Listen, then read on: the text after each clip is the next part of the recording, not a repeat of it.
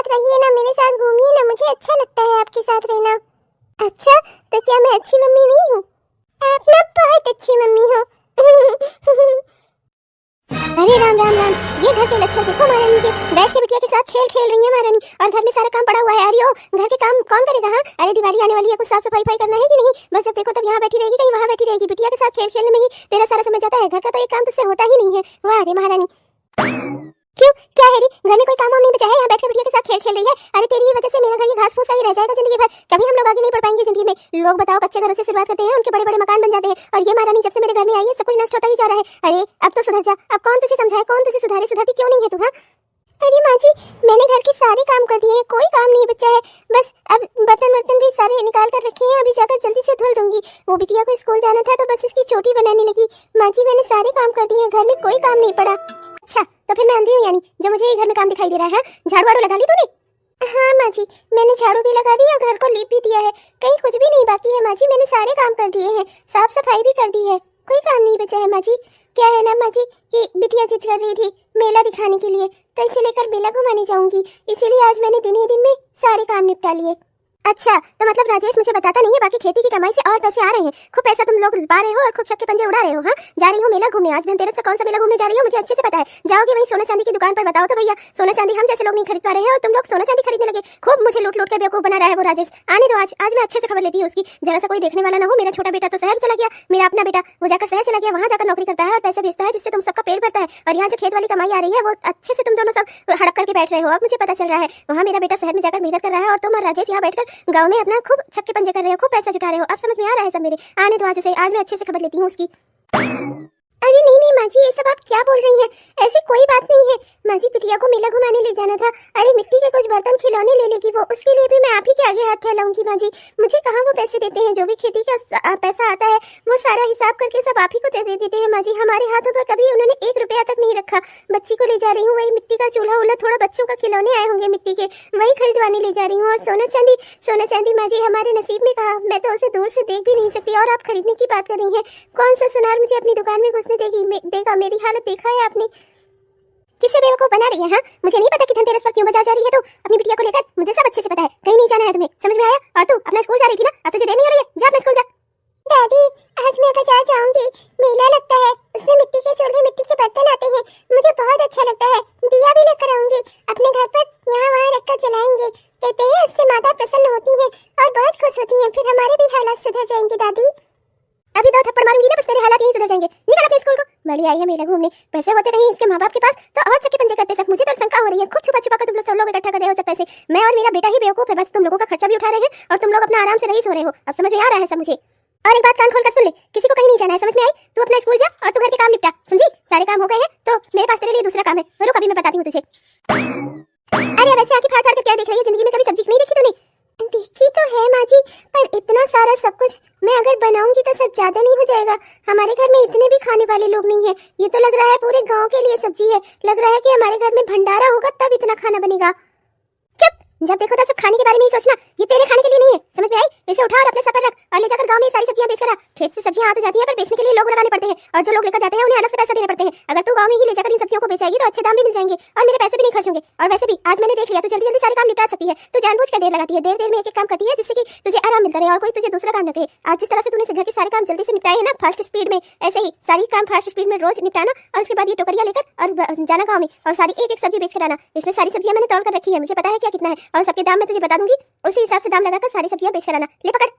ये झबिया तो बहुत भारी है माँ जी, इसमें इतनी सारी सब्जियां हैं, मैं अकेले उठाकर पूरे गांव लेकर कैसे घूम पाऊंगी? और माँ जी आज की तारीख में तो ये सब कुछ रहने ही दीजिए माँ जी। आज मैं अपनी बिटिया को घुमाने मेला दिखाने ले जाऊंगी, बस आज के दिन के लिए रहने दीजिए माँ जी। ओहो महारानी, अरे अपने आप को देखा है? तू तो हाथी भी उठाकर लेकर चलते, फिर ये तो झबिया बहुत कमी है, बड़ी आई है, बड़ी भारी है कैसे? और जो औरतें अपने सर पर रखकर गांव में सब्जियां बेचती हैं वो क्या पागल है? तुझसे भी पतली दुबली रहती है और ये चल रही है, ये झबिया में बहुत सारी सब्जियां हैं माँ जी। जैसे बताया ना वैसे काम कर, कोई मेला वेला देखने नहीं जा रहा है। मैं और मेरी बहू जाएंगे, घर के लिए जो लाना है झाड़ू नमक वगैरह वो सब हम लोग ले आएंगे, और लाने की सोना चांदी तो हमारी औकात नहीं है, इसलिए वो हमारे बस की बात नहीं है। जो हमारे बस में है उसे हम ले आएंगे, मैं और मेरी बहू हम दोनों ले आएंगे। तुम दोनों माँ बेटी सब घर पे रहो, समझी? और तू छुटंकी निकल अपने स्कूल को, यहाँ खड़ी होकर दादी और माँ की बातें सुनती रहती है, यही गुड़ सिखाना अपनी बिटिया को, जिससे कल को जहाँ जाए वहाँ से वापस लौट कर चली आए। पर माँ जी मेरी बच्ची बहुत दिनों से कह रही थी मेला दिखाने के लिए, और आज के दिन ही रहने देते हैं ना माँ जी, कल से मैं सब्जियां बेच आऊंगी। बेचेगी तो तू ही, और आज ही बेचेगी। तू नहीं बेचेगी तो क्या तेरी अम्मा आकर बेचेगी? उठा इसे और चुपचाप से लेकर गांव में निकल। और तू अब खड़ी क्या है? मेरी मार खाए बिना जाएगी नहीं क्या यहाँ से? जा निकल अपने स्कूल को। बढ़िया है, वैसे तो रोज स्कूल पढ़ाई करती रहेगी और यहाँ खड़ी होकर दादी और माँ की बात सुनने को कह दे इसे। निकल। मैं मेला जाऊंगी। मम्मी आपने कहा था आप मेला दिखाने ले जाओगी। मैं मेला देखने जाऊंगी। नहीं, मैं स्कूल नहीं जाऊंगी, मैं मेला देखने जाऊंगी। अपनी बिटिया को अच्छे से समझा ले, वरना एक आध हाथ मुझसे पा जाएगी। समझ में आया? और तू टोकरिया उठाकर यहाँ से जल्दी बन और 2 बजे तक सारी की सारी सब्जियां बिक जानी चाहिए और पैसे आ जाने चाहिए, वरना देख लेना मैं तेरा क्या हाल करूंगी और तेरी इस बिटिया का भी। ना रो बिटिया ना रो, अगले साल चलेंगे हम लोग। अब की जाने दो। मैंने सुना है वैसे भी मेले में कोई बहुत अच्छे सामान भी नहीं आए हैं, सारे टूटे टूटे खिलौने हैं। तुम जाने दो, हम अगले साल चलेंगे। अगर अच्छे सामान नहीं आते तो चिंटू, उसकी मम्मी और हमारी दादी सब मेला देखने क्यों जाते हैं? माँ, सबके लिए मेला है, मेरे और आपके लिए नहीं है। दादी हम दोनों को कभी मेला देखने क्यों नहीं जाने देती? हमने ऐसा कौन सा पाप किया है? जब देखो तब दादी हमें इस घर में ही रखती है। स्कूल तक मैं जाती हूँ, आप तो स्कूल भी नहीं जाती। आप तो पूरा दिन इसी घर में रहती हो। माँ, दादी हमारे साथ ऐसा बर्ताव क्यों करती है? क्यों वो हमसे अच्छे से नहीं पेश आती? बेटा, ऐसा नहीं कहते। चिंटू तुम्हारा भाई है और उसकी माँ तुम्हारी चाची है, उनके बारे में ऐसा नहीं कहते। और वैसे भी बेटा, घर के लिए थोड़ा बहुत जरूरी सामान रहता है, वो लाने किसी न किसी को तो जाना पड़ता है ना। और वैसे भी तुम्हारी मम्मी मतलब मैं काम कर करके थक जाती हूँ, इसीलिए दादी नहीं जाने देती। तुम अपना स्कूल जाओ बेटा, ज्यादा मत सोचो। हम अगले साल चलेंगे, तब मेला भी अच्छा आया रहेगा। फिर मैं तुम्हें खूब सारे खिलौने खरीद दूंगी। आपके ना मैं साल भर पहले से ही पैसे जोड़ कर रखूंगी, तो चिंता मत कर। अभी तू जा, ठीक है? आप ऐसा ही कहती हो। दादी हमें कभी मेला देखने नहीं जाने देगी। एक दिन ना मैं स्कूल से ही भागकर चली जाऊंगी। तो ऐसा करेगी, तो अपनी माँ को छोड़कर जाएगी। जो बच्चे स्कूल छोड़कर भागते हैं ना, वो कहीं दूर चले जाते हैं, फिर वो अपने माँ बाप से कभी नहीं मिल पाते। क्या तू ऐसा चाहती है? क्या तू हमें छोड़कर जाना चाहती है? नहीं माँ, नहीं। तो बेटा अपनी जिद छोड़ दे, हम अगले साल चलेंगे। मैं, तू और तेरे पापा, हम लोग सब साथ में चलेंगे मेला घूमने। ठीक है बेटा, अभी तो स्कूल जा, ठीक है? आज मैंने घर के काम जल्दी निपटाकर अपने ही पैरों पर कुल्हाड़ी मार ली। अब रोज मुझे घर के काम जल्दी निपटाकर उसके बाद गांव-गांव सब्जी भी बेचना होगा। माँ जी ने भी मुझे कैसे कैसे काम दे देती हैं। अब मेरी बिटिया पूछ भी रही थी, माँ जी हमारे साथ ऐसा बर्ताव क्यों करती हैं? अब मैं उससे क्या कहूँ कि वो तेरी सौतेली दादी है।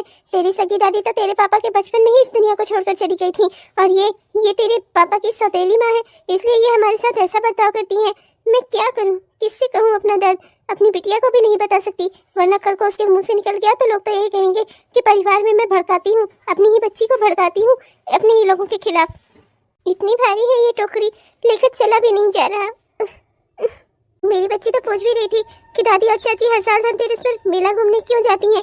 अब मैं उसे क्या कहूँ कि माँ जी उसे अपनी बहू को सोने के गहने खरीदवाती हैं, चांदी के पायल पहनवाती हैं, कुछ ना कुछ उसे जेवर जरूर खरीद के देती हैं। मुझे नहीं, मेरी सौतेली है तो क्या हुआ? इस घर पर मेरे पति का भी तो अधिकार था, पर मेरे कहने से क्या ही होता है। न तो वो अपना अधिकार कभी मांगेंगे और न ही माँ जी उन्हें कभी उनका अधिकार देंगी। इन्हीं सब वजहों की वजह से तो मेरे पति बिना पढ़े लिखे अनपढ़ गंवार रह गए अपने छोटे भाई को पढ़ाने के लिए, और आज उनका छोटा भाई पढ़ लिख कर ऊंचे पद पर जाकर शहर में बैठा है, और मैं इनकी पत्नी बनकर, और मेरे पति वो जिन्होंने अपना सब कुछ त्याग दिया अपने परिवार के लिए, आज क्या ही मिल रहा है उन्हें? वो अपना रोज खेती करके कमा कर लाते हैं, ऊपर से तब भी माँ जी उनके ऊपर इल्जाम लगाती हैं कि वो पैसे चुराते हैं। मेरी बच्ची के आगे भी बोल देती हैं, किसी के बारे में कुछ नहीं सोचती। अब मैं क्या कहूँ उन्हें और क्या कहूँ अपनी किस्मत को? मुझे तो जो मिलेगा वो मुझे करना ही पड़ेगा। तो ये काम मिला है आज सब्जी बेचने का, तो आज यही करना पड़ेगा। सब्जी ले लो, सब्जी, हरी हरी सब्जी, ताजी ताजी सब्जी, खेत से लेकर आ रही हूँ, ताजी ताजी सब्जी, सब्जी ले लो सब्जी। अरे सालू की मम्मी, ओ सालू की मम्मी, अरे यार खेत से थका हारा आया हूँ, एक गिलास पानी ले आओ। सालू की मम्मी, ओ सालू की मम्मी। पता नहीं तो कहाँ चली गई आज, 3 बजने को आ रहा है, घर में कोई दिखाई भी नहीं दे रहा है, घरों खुला पड़ा है, समझ में नहीं आ रहा है कुछ। अरे सालू की मम्मी, पता नहीं कहाँ चली गई। अरे ये सालू की मम्मी, क्या हो गया तुम्हें? क्या हो गया? तुम गिर कैसे गई अचानक? सालू की मम्मी, ओ सालू की मम्मी, उठो ना, उठो ना, क्या हो गया तुम्हें? और ये इतनी सारी सब्जियां ये सर पर रखकर कहाँ से आ रही हैं? कुछ समझ नहीं आ रहा मुझे, ये सब हो क्या रहा है? अरे उठो ना, बोलो ना, क्या हुआ तुम्हें सालू की मम्मी? ये भगवान, पता नहीं क्या हो गया है इसे, उठ ही नहीं रही है कब से। अब मुझे कोई डॉक्टर को बुलाना पड़ेगा। घर में भी कोई नहीं है, कुछ समझ में नहीं आ रहा है, करूँ तो करूँ क्या। हाँ, आज धनतेरस है तो माँ तो छोटी बहू के साथ गई होंगी, बाजार चली गई होंगी। घर में भी कोई नहीं है। चलता हूँ गांव से ही किसी को बुला कर लाता हूँ। पता नहीं क्या हो गया इसे, अचानक से कैसे बेहोश हो सकती है इस तरह से।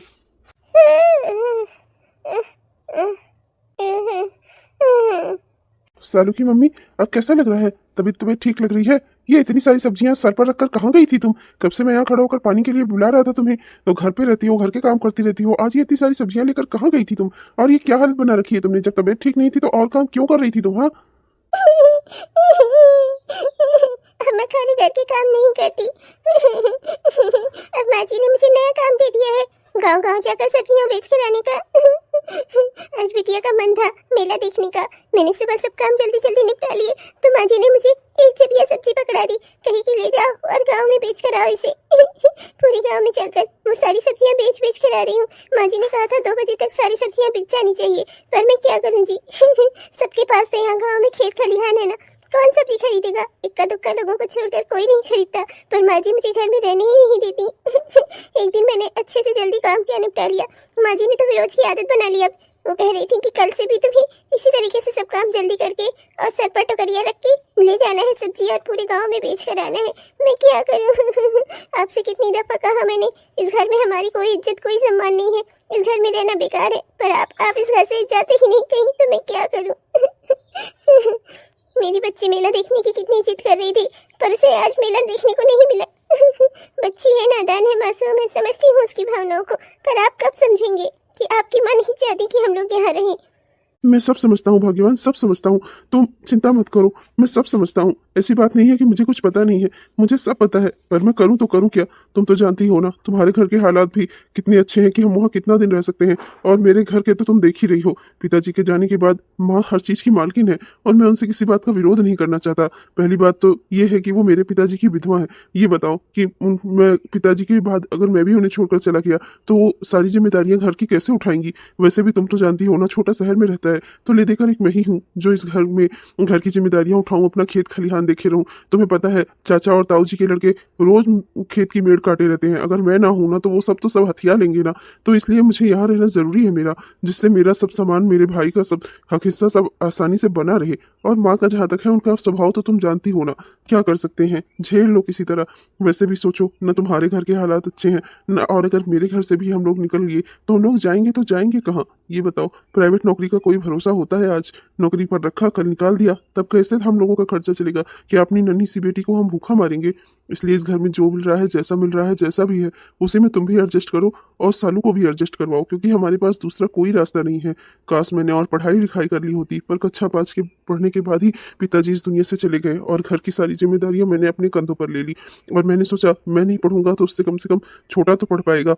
मैंने मेहनत की जिससे मेरा छोटा भाई पढ़ सके। मैंने उन्हें कभी अपना सौतेला भाई और सौतेली माँ नहीं समझा है। और तुमसे भी मैं यही कहूंगा कि अपनी सोच बदलो। और घर में मानता हूँ कि सब कुछ अच्छा नहीं है, बहुत बुरा है, पर उसके साथ भी एडजस्ट करना सीखो। कम से कम हमारे सर पे छत तो है, खाने को 2 रोटी तो मिल रही है, इससे ज्यादा बड़ा और क्या चाहिए। जब भी आपसे बात करती हूँ ऐसे कोई ना कोई मजबूरियाँ गिरा देते हैं आप, पर घर के जो हालात है ना, वो मैं और मेरी बेटी झेल रहे हैं ना। घर में हर चीज़ें स्थिति दिन प्रतिदिन बिगड़ती जा रही है। घर के सारा काम करने के बाद जब मैं सब्जियां भी लेकर बाजार जाऊंगी तो मेरे अंदर क्या ही ताकत बचेगी। आखिर देखिए, इतनी सब्जियां किसी गाँव वालों ने नहीं ली और इतनी सब्जियां जमीन में गिरकर खराब हो गई। अभी माँ जी आ जाएंगी, देखेंगी तो इसके लिए भी 4 बात हमें सुनाएंगी।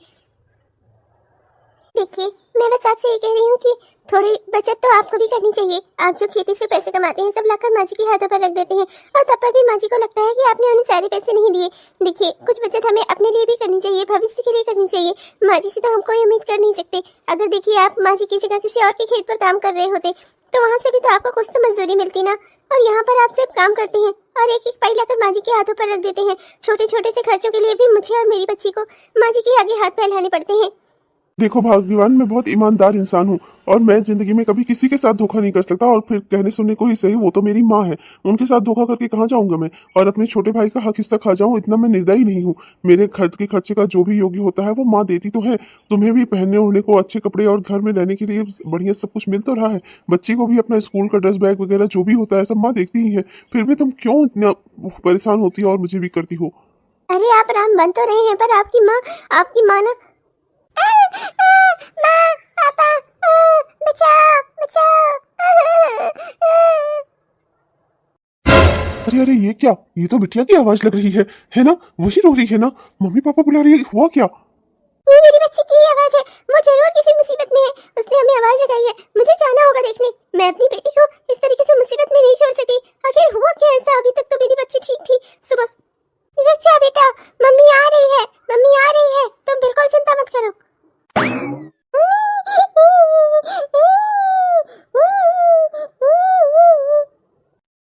आज तो पटक ही दूंगी तुझे मम्मी, जो भी घर में आया सबसे पहले तुझे ही खाना पीना होता है। हाँ, मैं और मेरी बहू जो मिठाई लेकर आए थे उसमें से तूने कैसे मिठाई निकाली, कैसे छुआ कैसे तूने? आज तो रुक जा, आज उठा के फेंक ही देती हूँ, मर ही जाए तू। तेरे रहने से मुझे बहुत बड़ा संकट है, मर क्यों नहीं चाहती तू? रुक जा, आज मैं बताती हूँ तुझे।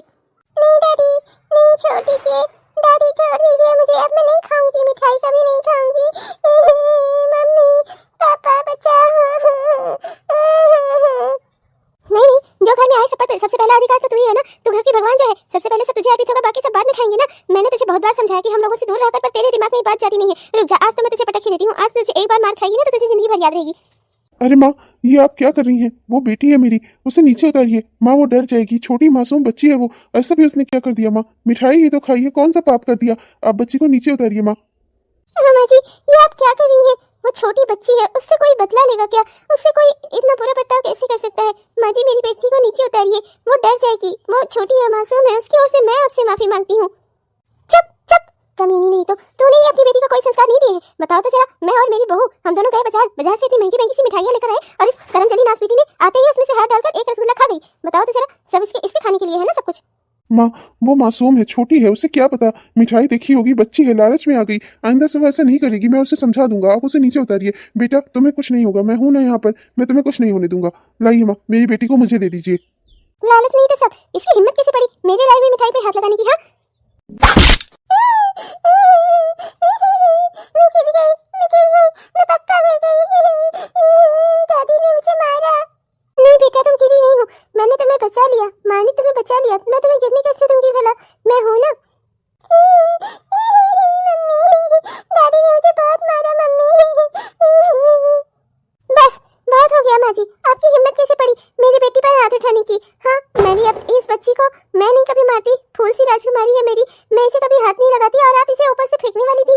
माँ जी ऐसा कैसे कर सकती हैं आप? हम लोगों से आपकी दुश्मनी है, समझ में आता है, हम लोग आपके सौतेले हैं, सौतेली बहू हूँ मैं आपकी, आपका सौतेला बेटा है, हम लोगों से आपकी दुश्मनी समझ में आती है माँ जी। पर एक छोटी सी मासूम सी बच्ची, वो कहाँ से आपकी दुश्मन हो गई जो आप उसके साथ ऐसा बर्ताव कर रही हैं? आज तक आपने जितने भी जुर्म किए सब मैंने बर्दाश्त किए, पर मैं अपनी बेटी पर एक भी जुर्म बर्दाश्त नहीं करूंगी। मैं आपको सही बता दे रही हूँ माँ जी, मेरी बच्ची को आइंदा से अगर आपने हाथ लगाया ना तो मुझसे बुरा कोई नहीं होगा। हेलो, अब सुनो, ये आई है मुझसे लड़ने। तूने समझ क्या रखा है मुझे? अगर तेरी बेटी ने आज जो हरकत की है वही अगर इसने फिर से किया ना तो इससे भी ज्यादा मार मारूंगी मैं इसे। आज तो ये तब भी कम खाई, तू आ गई ना बेचानी इसे, और तू क्या कर लेगी? मेरा क्या कह रही है? तू क्या कर लेगी जरा बताना तो मुझे। हाँ माँ जी, देखिए ना क्या कह रही है ये। तेरी बेटी ने मेरे घर की मिठाई खराब कर दी, जो मिठाई हम लोग त्योहार के लिए आए थे सारी मिठाई इसने खराब कर दी। अब मैं वो सारी मिठाई जानवरों को दे दूंगी, समझ में आई तुझे? हम लोग थोड़ी ना खाएंगे जिसको तेरी बेटी ने छू लिया। और तू कह रही है कि तू मेरा कुछ बिगाड़ लेगी, क्या बिगाड़ लेगी मेरा, जरा बताना तो मुझे। बस माँ, बस, किसी का कुछ बिगाड़ने की जरूरत नहीं है। मैं अच्छे से समझ चुका हूँ माँ, हम इस घर में एक परिवार की तरह एक दूसरे के साथ नहीं रह सकते। पिताजी के जाने के बाद मैंने सोचा था मैं आपका सहारा बनूंगा, इसीलिए हमेशा मुझे लगा कि मैं आपका सहारा हूँ, इसीलिए मैंने कभी इस घर से जाने की बात नहीं की। पर आज बात मेरी बेटी और मेरी पत्नी के स्वास्थ्य पर आ गई है, इनकी जान पर आ गई है। अब मैं इनकी जान के साथ कोई खिलवाड़ नहीं कर सकता माँ। अगर आपको मेरा यहाँ रहना, मेरी बच्ची का और मेरी बीवी का यहाँ रहना आपको इतना बुरा लगता है ना माँ, तो मैं इन्हें लेकर यहाँ से चला जा रहा हूँ। जितना काम मैं अपने घर के खेत में करता हूँ इतना ही कहीं और करूँगा, तो मैं कम से कम अपनी बेटी और अपनी पत्नी का पेट किसी न किसी तरह से पाल लूंगा माँ। हेलो, अब सुनो, अरे कल जाता हुआ आज का जा, तेरे जाने से मुझे कोई फर्क नहीं पड़ता, मेरे लिए रुका था तो क्या यहाँ पर? तो तूने मुझसे पहले ही पूछ लिया होता, बल्कि मैं तो चाहती थी कि तू लोग यहाँ से चले जा, और आज तूने मेरे मन की बात कर दी। तू है कौन मेरा? हाँ, मेरा अपना बेटा मेरे शहर में जाकर रहता है, तुम लोगों से हमारा कोई वास्ता नहीं है। एक नौकर नौकरानी की तरह घर में पड़े रहने देते थे, तो क्या तूने इस घर का बेटा समझ लिया? खुद को मुझे मेरा सहारा समझ लिया? ऐसा कुछ नहीं है, मेरा सहारा मेरा अपना बेटा है जिसे मैंने अपने तन से पैदा किया है, तो मेरा कोई नहीं लगता। निकल जा मेरे घर से। सुन लिया आपने? इतना काम मुझसे करवाते थे, आपको लगता था आपकी माँ बड़ी अच्छी है, बहुत प्यार और बहुत सम्मान करते थे ना आप इनका। सुन लिया आपने? मैं अपनी माँ को अकेले नहीं छोड़ सकता, पिताजी के जाने के बाद मैं ही उनका सहारा हूँ, यही कहा था ना आपने? सुन लिया आज अपने मुँह से? माँ जी आपकी अपने मुँह से क्या कह रही हैं? अब समझ में आ गया आपको? मेरी कोई गलती नहीं है भाग्यवान। जब मैं पैदा हुआ बचपन में ही मेरी माँ मुझे छोड़कर इस दुनिया से चली गई थी। जब पिताजी इन्हें लेकर आए तो उन्होंने मुझे यही समझाया था कि आज से यही तेरी माँ है, और मैंने तभी से इनको अपनी माँ का सम्मान दे दिया। बस यही बात है। मैंने कभी नहीं सोचा था कि पिताजी के जाने के बाद माँ का व्यवहार मेरे साथ हमेशा रूखा ही रहा, लेकिन मैंने कभी उस ओर ध्यान ही नहीं दिया। मुझे लगा कि पिताजी के जाने की वजह से माँ को शायद धक्का लगा है, इसी वजह से माँ सबसे रूखी रूखी और गुस्सा गुस्सा रहती हैं। आज मुझे समझ में आया कि ये मेरे सौतेले होने की वजह से वो गुस्सा गुस्सा रहती हैं और तुम लोगों के साथ ऊपर इतना जुल्म करती हैं। खैर, अब मैं सारी सच्चाई जान चुका हूँ। जिस घर में रहने पर आसपास के लोग और घर के लोग सब दुखी रहे, वहां पर रहने से कोई फायदा नहीं है। चलो हम कहीं और अपनी दुनिया बसाते हैं, हम अपना कहीं अलग रह लेंगे। देखा जाएगा, जो भी खाने को मिलेगा, नहीं मिलेगा तो पानी पीकर गुजारा कर लेंगे, पर कम से कम यहाँ किसी की तरह कोई मेरी बेटी को मारेगा तो नहीं, कोई मेरी पत्नी से इतना काम तो नहीं करवाएगा कि वो गिर जाए। चलो चलो यहाँ से तुम लोग। आज से मैं समझ गया कि माँ को मेरी जरूरत कभी नहीं थी। माँ हमेशा ये चाहती थी कि मैं यहाँ से चला जाऊँ, और आज मैं उनकी ये इच्छा भी पूरी किए देता हूँ। जाते जाते भी मैं माँ की एक मन की इच्छा पूरी कर रहा हूँ। ये बात सोचकर मुझे बेहद खुशी हो रही है।